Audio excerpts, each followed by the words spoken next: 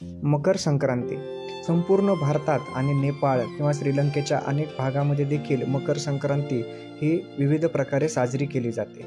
पौष महिन्यामध्ये ज्या दिवशी सूर्य मकर राशीत प्रवेश करतो त्या दिवशी मकर संक्रांत साजरी केली जाते. सूर्य धनु राशीमधून मकर राशीत प्रवेश करत असतो, त्यामुळे त्याचं संक्रमण होतं आणि वातावरणामध्ये काही बदल देखील होतात. त्याला अनुसरून आपल्याकडे हा सण साजरा केला जातो.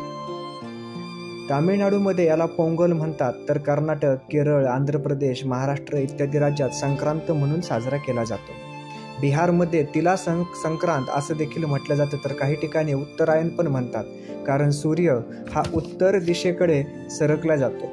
वैज्ञानिक भाषेत जर सांगायचं झालं तर पृथ्वी निरंतर 6 महिन्यामध्ये उत्तरेकडून दक्षिणेकडे थोडेसे वलन करीत असते. त्याचाच परिणाम म्हणून ह्या प्रकारे आपण मकर संक्रांत देखील ह्या भौगोलिक एका गोष्टीला, प्राकृतिक गोष्टीला गृहीत धरून साजरा करतो. माघी हा सण याच दिवशी हरियाणामध्ये साजरा केला जातो. हिमाचलमध्ये आणि पंजाबमध्ये सुद्धा माघी नावानं साजरा केला जातो. किंवा मोगली बिहू हा आसाममधला याच काळातला हा सण आहे.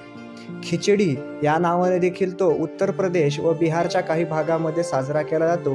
तर पश्चिम बंगालमध्ये हा सण पौष संक्रांती म्हणून साजरा केला जातो. एवढंच नाही तर विदेशामध्ये सुद्धा, बाहेरच्या देशामध्ये जसे की थायलंडमध्ये सोंगकरन या नावाने, तर म्यानमारमध्ये थियान या नावाने साजरा केला जातो. कंबोडियामध्ये मोहा संगक्रांत असं म्हणून किंवा मोहा संगक्रांत म्हणून साजरा केला जातो. तर श्रीलंकेत पोंगल किंवा उज्वर तिरुमलम अशा नावानं हा सण साजरा केला जातो. सूर्य प्रत्येक राशीवर आपला प्रभाव टाकत असतो, परंतु त्याचा जास्त प्रभाव हा मकर आणि कर्क या राशीत होत असतो. सूर्याचा प्रवेश झाल्यास धार्मिक ह्याला महत्त्व दिलं जातं या राशीमध्ये.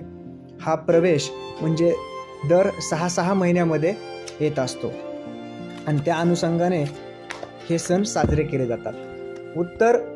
म्हणजे भारताच्या देशात उत्तर गोलार्धामध्ये भारत हा स्थित आहे, तेव्हा भारतीय पंचांग पद्धतीमध्ये आपले सर्व सण हे तिथीनुसार म्हणजे चंद्राच्या गतीने ठरवले जाते. परंतु संक्रांती हा असा सण आहे जो की सूर्याच्या गतीने निर्धारित केला जाते.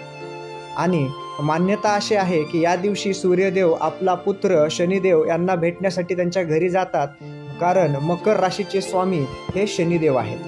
याच दिवशी भगीरथीच्या मागे गंगा आली होती आणि गंगा नदी कपिल मुनीच्या आश्रमापासून वाहत जात पुढे सागराला जाऊन मिळाली होती. हाच तो दिवस.